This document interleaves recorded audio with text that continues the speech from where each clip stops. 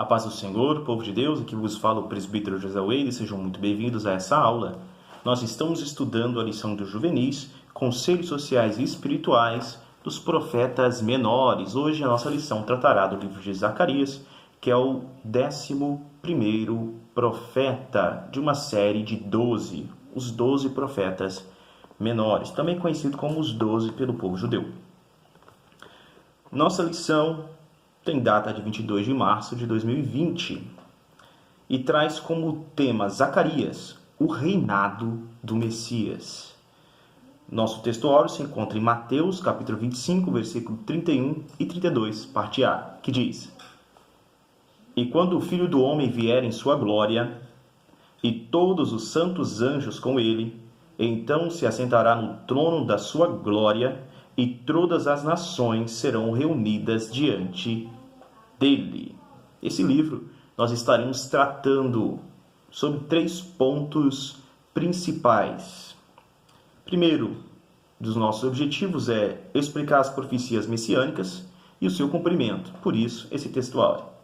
Segundo, ensinar que o plano de Deus para o seu povo não muda. E terceiro, apresentar as promessas futuras para um fortalecimento da fé. Vamos iniciar aqui na leitura de Lucas, capítulo 1, versículos 32 e 33, que diz: Este será grande e será chamado Filho do Altíssimo. O Senhor Deus lhe dará o trono de Davi, seu pai, e reinará eternamente sobre a casa de Jacó, e o seu reino não terá fim. Glória a Deus. Então, esse texto já mostra aqui a supremacia de Cristo e como não terá fim o seu reinado, não passará a outro. Nós vamos analisar isso também um pouco mais a fundo nessa lição.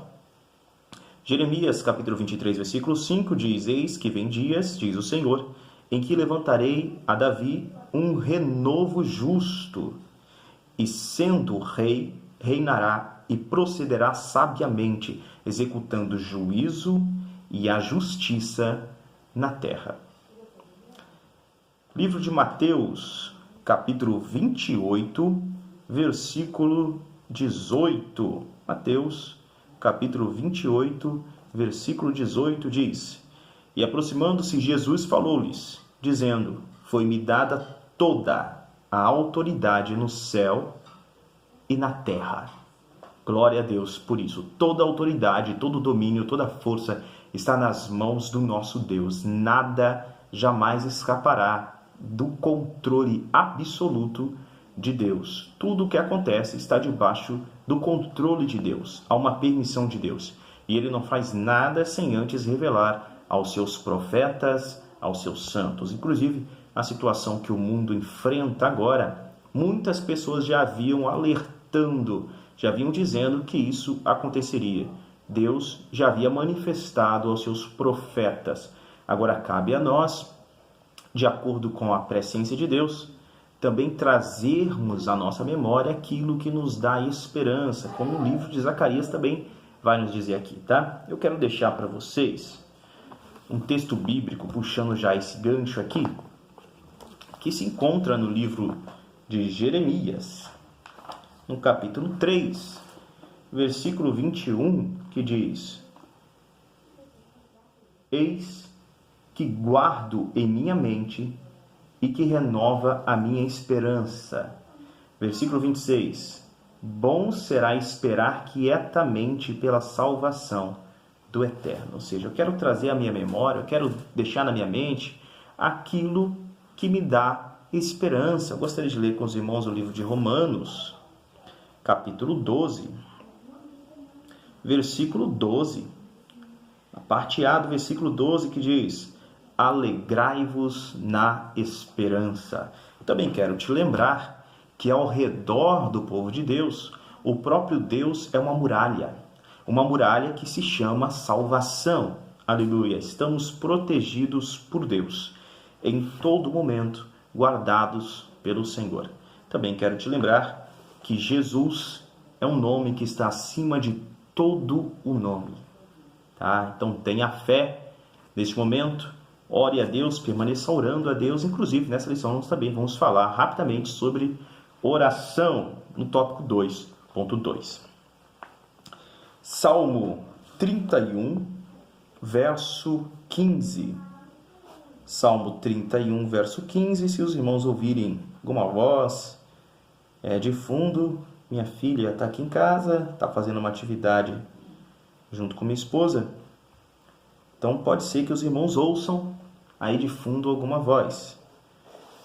Salmo 31, verso 15 diz: os meus dias estão nas tuas mãos. Livra-me das mãos dos meus inimigos e dos que me perseguem. Nossa confiança está em Deus, apenas em Deus. Verso 24 também do Salmo 21, verso 24 do Salmo 31 diz: esforçai-vos e fortaleça-se o vosso coração, vós todos os que esperais no Senhor. Deus abençoe vocês. Isaías, capítulo 27, nós estamos lendo aqui a leitura da semana, tá? Então, nós estamos agora em Isaías, capítulo 27, versículo 13. Está escrito: e naquele dia se tocará uma grande trombeta, e os que andavam perdidos pela terra da Síria, e os que foram desterrados para a terra do Egito, tornarão a vir, e adorarão ao Senhor no Monte Santo em Jerusalém.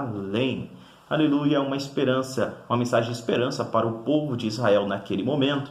Eles estavam enfrentando um exílio, haviam saído da Babilônia, tinham retornado para a sua terra, mas ainda estavam sob o domínio, estavam sob um jugo de um rei externo. Então eles não tinham plena liberdade ainda nesse momento. Tá bem?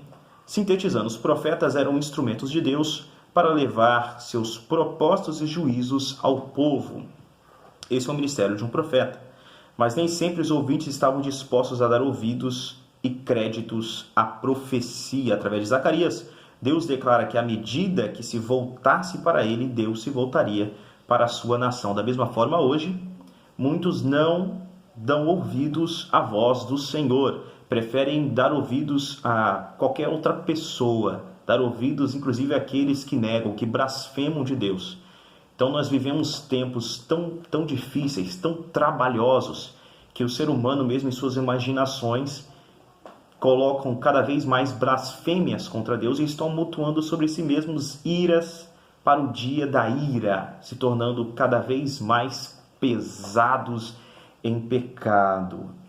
O juízo divino está sobre o mundo e nós estamos orando. Eu creio que os irmãos e irmãs também estão orando e eu te convido a continuar intercedendo para que Deus mude o decreto, para que Deus envie um novo decreto sobre este mundo e possa paralisar essa doença, essa enfermidade, trazer um decreto para a vida, ordenar um anjo para que envie esse decreto aí e realmente paralisar essas forças, tá ok? E essa enfermidade que está assolando o mundo. Então ore, porque quem sabe Deus se volte e mude o decreto, assim como está no livro de Esther. Oremos com essa intenção. Então, quem era Zacarias? Zacarias, o significado desse nome é "o Senhor se lembra".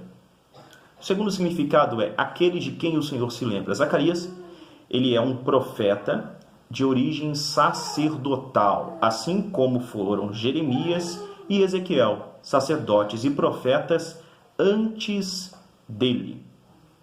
Zacarias voltou do exílio junto com a primeira leva, que foi liberada pelo rei Ciro, onde 50.000 judeus retornaram então para a sua terra, retornaram para Israel e retornaram para Jerusalém. Zacarias vem entre eles. Zacarias ainda é jovem no início do seu ministério, mas nós não sabemos precisar a idade do profeta. Por causa dos dados que nós temos no livro, a idade não tem como ser precisada. Mas é certo que Zacarias inicia o seu trabalho profético 2 meses após o Ageu ter iniciado o seu. Ageu, inclusive, é o profeta estudado na lição anterior. Então, Zacarias tem o mesmo contexto histórico que Ageu. Zacarias é dito aqui como filho de Berequias e ele é neto de Ido. Berequias provavelmente morreu cedo, e do mais proeminente, então, também é citado seu avô. Dentro desse contexto histórico, aqui, eu gostaria de citar Daniel, capítulo 9. Daniel, capítulo 9, versículo 2 e 3, que diz: Eu, Daniel, examinava nos livros os cálculos sobre o número de anos que tinham se passado desde a revelação do Eterno ao profeta Jeremias, para compreender quanto faltava para que se completassem os 70 anos desde a destruição de Jerusalém.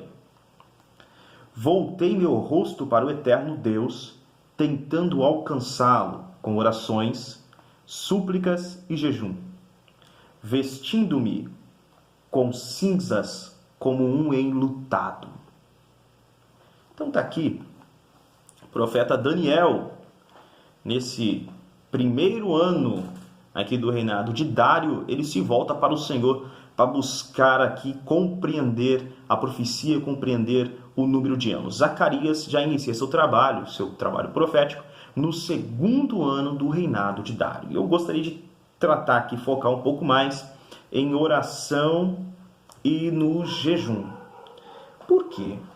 Porque lá no livro de Zacarias, lá no capítulo 7 de Zacarias, vou tratar do tópico 2.2, lá em Zacarias, no capítulo 7, versículos de 1 a 6, Deus vai falar sobre o povo que estava jejuando naqueles dias.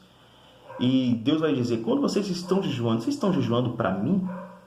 Será que é focado realmente no Senhor que vocês estão levantando jejuns? Quando vocês se alimentam para o Senhor também? Então, aqui no livro de Zacarias, Deus coloca aquele jejum do povo em xeque, porque eles estavam tendo uma ideia distorcida a respeito do jejum. O jejum, as orações não são uma mera obrigação sem sentido, não. Daniel, no seu livro, no capítulo 9, também no capítulo 10 de Daniel, nós vemos que oração e jejum têm propósito. Daniel está se voltando para orar, para buscar a face do Senhor, buscando compreender os tempos, está reconhecendo o pecado da nação, pedindo perdão a Deus, que é o grande rei, tentando fazer com que Deus mude um decreto, tentando fazer com que Deus lhe revele quanto tempo ainda falta para que o decreto seja mudado, o decreto do exílio passe. Tá ok? No capítulo 10 de Daniel, nós vemos que a oração e o jejum também, eles são uma arma. Daniel está orando ali e a batalha nos céus. Se levantam, inclusive, principados contra a resposta que Daniel vai receber. Mas, nessa batalha nos céus, os anjos do Senhor são vitoriosos e Daniel recebe a sua resposta. Oração, segundo o livro de Colossenses, capítulo de número 4, versículos 1, 2, 3 e 12, oração é um trabalho. Oração é uma luta, é um confronto. Então, quando nós estamos em oração, não é qualquer coisa. Oração é coisa séria, é um confronto, é um trabalho. Todo trabalhador é digno do seu salário, da sua recompensa. Você está orando, você é digno de ser recompensado. Você está lutando, continue batalhando, porque certamente você terá vitória. Agora veja que Daniel permanece orando, jejuando, batalhando por 21 dias até receber uma resposta. Continuemos em oração, continuemos batalhando. Amém? Porque nós certamente teremos vitória. Todas as vezes que Jesus se colocava de joelhos, ele se colocava de joelhos e intercedia. Era uma oração de trabalho, ele suava. Inclusive, há um texto que diz que Jesus suou tanto, trabalhou tanto, se esforçou tanto em oração, que chegou a suar gotas de sangue. Então, oração intensa, oração com força, o seu espírito trabalhando, atingindo o céu, se voltando para Deus, tentando obter uma resposta. Na oração, batalhas são vencidas. No livro de Juízes, capítulo 4 e 5, nós vemos que também houve batalha nos céus e também houve batalha na terra. A oração produz vitória. E oração é persistência, é uma ação continuada.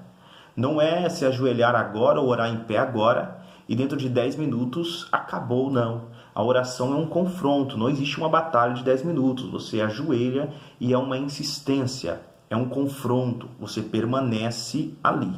Nós estamos vivendo momentos de confronto, mas certamente a vitória é do povo de Deus. Glória a Deus. Jesus levou sobre si todas as nossas dores, todas as nossas enfermidades. E o próprio Deus é um muro ao redor do seu povo, um muro que se chama salvação. A oração, então, o que é o jejum e a oração? A oração, você se chega a Deus, no jejum você se esvazia de si mesmo. O jejum não quer dizer que você está jejuando para receber muito mais de Deus, quer dizer que você está jejuando para esvaziar de si mesmo. O jejum é para você se esvaziar de si, se humilhar não só em seu espírito, mas humilhar também em seu corpo, demonstrando agora também com o seu corpo que você está voltado totalmente para Deus. Deus é mais ansiado por você do que o próprio alimento, é mais ansiado do que a água. Deus é mais essencial, mais necessário do que a água, do que alimento. Tá ok? Então o jejum é um esvazio de si mesmo.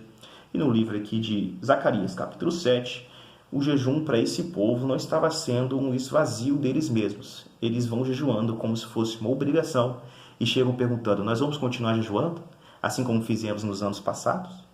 Tá bom? Então jejue, mas jejue buscando a Deus, humilhando a si mesmo e buscando a resposta do Altíssimo. Aqui nesse contexto histórico, como eu disse, é o mesmo contexto de Ageu. Ageu começa seu trabalho profético apenas 2 meses antes de Zacarias. Ele também é um contemporâneo aqui de Zorobabel. Zorobabel é o líder político do povo, daqueles exilados que voltaram para sua terra, e também Josué, que é o sumo sacerdote, o filho de Josadaque, é o sumo sacerdote da nação, e Ageu, um profeta contemporâneo. Graças a Deus. Tópico 2 é a estrutura do livro. Na estrutura do livro aqui, Zacarias recebe diversas profecias do Senhor. Dentro dessas profecias, o livro está dividido em 3 partes. Na primeira parte, nós vamos ver aqui visões durante a reconstrução do templo. O profeta Zacarias recebe uma série de 8 visões noturnas. 8 visões noturnas numa mesma ocasião. O profeta recebeu essas 8 visões e Deus exorta a nação a se voltar para ele. Tornai para mim, diz o Senhor dos exércitos. Além das visões, o Messias é novamente mencionado. E ele levantará um templo espiritual e reinará para sempre. Essa é a nossa esperança. Jesus, o sumo sacerdote. Glória a Deus. Dentro da série de 8 visões, a primeira das visões é sobre os cavalos, né? E o significado é a missão de observar a terra. Aplicação: Deus trará paz e prosperidade para Jerusalém. Toda a terra é observada. Eu costumo dizer para vocês, meus queridos alunos, na classe, que não se esqueçam: acima de todos nós há olhos que tudo veem, há ouvidos que tudo ouvem e há uma mão que tudo escreve. E isso é para nos alegrar, porque aquilo que nós fazemos em oculto, glória a Deus, há olhos que tudo veem. Aquilo que nós dizemos em oculto, glória a Deus, há ouvidos que tudo ouvem. Tudo aquilo que nós estamos praticando para Deus, atos de justiça, atos bons que vocês fazem, que bom, há uma mão que tudo escreve. Mas se você tem agido na contramão disso, cuidado. Porque todos os atos praticados, há olhos que tudo veem, há uma mão que tudo escreve. Todas as palavras ociosas que porventura o irmão ou a irmã tenha dito, há um ouvido que tudo ouve. Cuidado.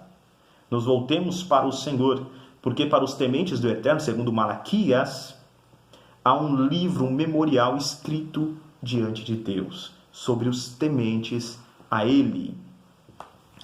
Segunda visão é a visão dos 4 chifres dos 4 ferreiros. Os chifres são 4 opressores que levantaram contra a nação, e os ferreiros são os instrumentos que Deus utiliza para quebrar os poderes dessas nações. As nações que se levantassem contra Israel seriam destruídas pelo poder do Senhor. Terceira visão, Jerusalém ela é medida com uma fita que mediria o seu tamanho. Então o povo cresceria tanto que a sua proteção não seriam os muros da cidade, mas sim o próprio Deus e a sua glória. Quando o povo retorna ali para Jerusalém, eles veem a cidade destruída, né? Ele vê aquilo, a situação desoladora, eles ficam tristes e começam a pensar, será que Jerusalém, será que Israel vai voltar a ser uma grande nação? Será possível isso? Mas veja só, Deus abriu o Mar Vermelho para passar o povo inteiro, aleluia, junto com Moisés ali na frente do povo. Deus exterminou os exércitos inimigos, manteve o povo a salvo, bem alimentado, com água no deserto durante 40 anos. Haverá alguma coisa impossível, difícil demais para Deus? Deus que faz com que estéreos sejam mães de filhos. Deus que ressuscita dentre os mortos. Aleluia. Deixa eu te dizer uma coisa. No livro de Êxodo está registrado assim: eu sou o Senhor que te sara. Glória a Deus por isso. Você acredita que o nosso Deus é o Senhor que te sara? Jeová Rafá. Muitos cristãos, infelizmente, têm torcido esse texto e têm colocado: eu era o Senhor que te sara. Mas eu quero te dizer e te declarar que Deus não deixou de ser. Ele permanece sendo. Mas você crê que Ele ainda é o Senhor que te sara? Ou você está no grupo daqueles que acha que Ele era o Senhor que te sara? Tome sua decisão. A próxima visão é sobre o sumo sacerdote Josué sendo acusado. Representa a representação do povo remanescente. É Deus quem justifica a nação, Deus quem justifica os seus servos. Então não tem como a oposição vencer. Jesus é o nosso advogado. Depois ele vê um castiçal de ouro, que é a ação do Espírito Santo no governo de Zorobabel, um rolo voante, ou seja, um instrumento de juízo, um livro voando no céu, um instrumento de juízo. Ali tinham palavras de juízo. Depois ele vê uma mulher e um efa. Efa é uma medida. Ele vê a mulher e uma medida, que é o quê? É a personificação da impiedade e do pecado. Todo aquele que age de forma ímpia, ele é contra Deus, e Deus está voltado contra ele. Tem juízos específicos para essas pessoas. Na verdade, todos os juízos vão recair sobre o ímpio. A Bíblia diz que o ímpio, toda a vida do ímpio, ela é aborrecida, toda a vida do ímpio é amaldiçoada. Ele é maldito quando entra, é maldito quando sai. O ímpio é maldito em todos os seus negócios. Se o ímpio enriquece, as suas riquezas são maldição. Se ele empobrece, ele é maldição. Tá bom? Ainda se o rico tivesse todo o mundo à sua disposição, todo mundo fosse do rico, a sua vida seria apenas desprezo, vaidade de vaidades e maldição. Eles têm uma alma vazia, não tem esperança, não tem em que se segurar. E por mais que sejam terríveis os terrores que os ímpios enfrentam, numa situação como essa, uma situação em que muita gente está com pânico, nesse momento, por mais que os terrores que os ímpios enfrentam por não terem Deus sejam gigantescos, aqueles terrores que eles enfrentarão após a vida desse mundo serão ainda piores. Tá bom? Então nós que temos Deus ao nosso lado, não devemos nos apavorar.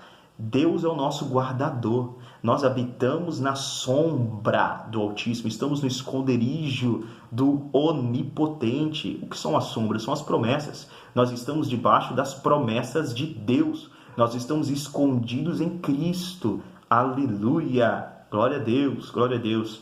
Se você, meu querido irmão que está me ouvindo aqui, está com medo e não tem certeza aí de que Deus pode livrá-lo, deixa eu te dizer, Deus não deixou de ser onipotente. Por fim, nós temos uma última visão sobre 4 carros, que fala do exército do Senhor e dos seus juízos. Tópico 2.2, recomendações à obediência aos resultados. Nós temos a falta do comprometimento daquela geração com a justiça, que agradava ao Senhor, fez dos seus jejuns um ato vazio e sem significado. Se você não pratica atos de justiça, você não tem como enganar Deus. Não tem como. Você pode tentar ou querer guardar toda a lei, mas se não tiver o amor ao próximo, você não engana Deus. É impossível agradar ao Senhor. Se você não tem fé, é impossível agradar ao Senhor. Todo aquele que se aproxima tem que crer, tem que ter fé que ele é o que? O galardoador, recompensador daqueles que se aproximam dele. Aleluia. Deus exorta o povo a não seguir o caminho dos seus pais ímpios e impenitentes. 2.3, juízos de Deus e a glória do Messias. As nações que se apoiavam nas próprias forças seriam assoladas pelo Senhor. Muitos países, muitos homens confiam na força do próprio braço. Não é? Mas o braço humano falha. A força humana é pequena. Devemos ter a nossa confiança na força do Senhor, nossa confiança em Deus. Todas aquelas nações que confiavam em si mesmas foram devastadas. Mas Sião verá a vinda do seu rei, e assim as profecias de Zacarias se cumprem em Cristo, o Messias esperado.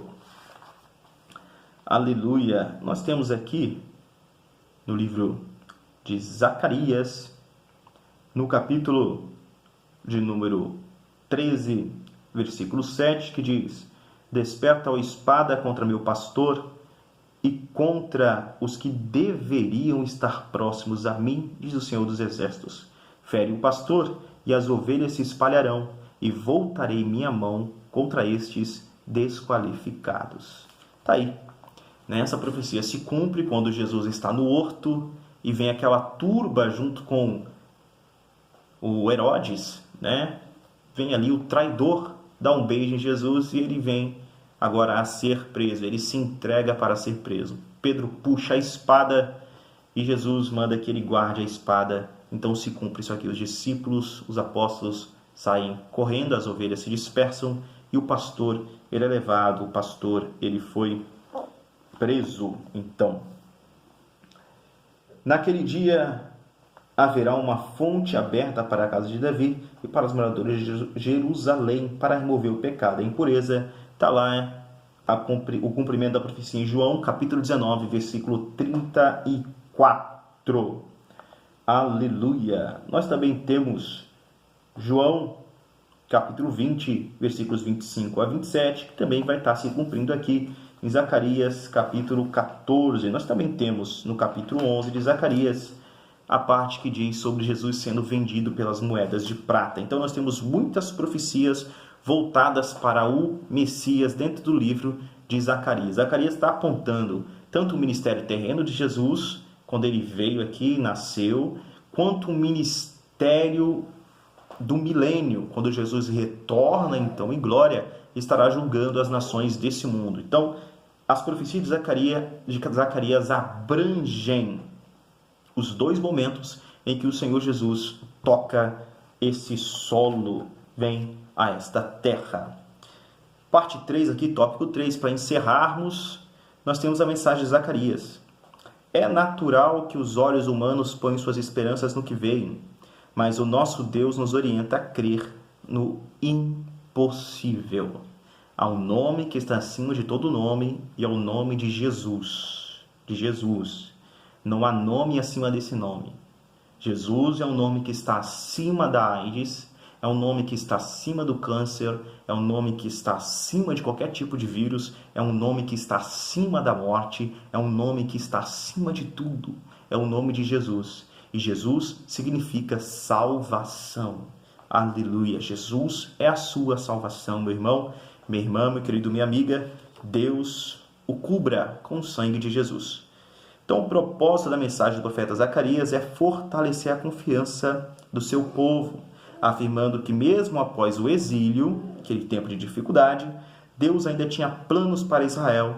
Diante das cenas que viu ao chegar a Jerusalém destruída, o povo duvidou que um dia seria uma nação livre novamente. Mas Deus abriu o Mar Vermelho lá no Egito para o povo escapar. E haveria coisa alguma difícil ao Senhor? Gênesis capítulo 18, versículo 14. Então o profeta, ele vai conduzindo o povo com palavras de ânimo vinda do próprio Senhor, com as profecias que já revelam o futuro da nação, glória a Deus, um fato que ocorrerá, e isso anima o povo para a reconstrução do templo. Aleluia, glória a Deus. Para podermos então concluir nossa lição, nós temos: Deus tem o controle da história em suas mãos. Embora a limitação humana nos impeça de vislumbrar o futuro, sabemos que Ele se importa com seus filhos e, por meio das promessas, fortalece a nossa fé. Por isso, de acordo com esta lição, concluímos que nossa confiança deve estar firmada no cumprimento da palavra de Deus, mesmo que os olhos naturais não vejam um cenário favorável. Devemos crer em Cristo, pois Ele é a esperança da nossa salvação. Que o Senhor te abençoe, você e a sua casa, e os cubra, tendo vocês aí a certeza de que o próprio Deus é um muro de salvação à sua volta. Deus os abençoe.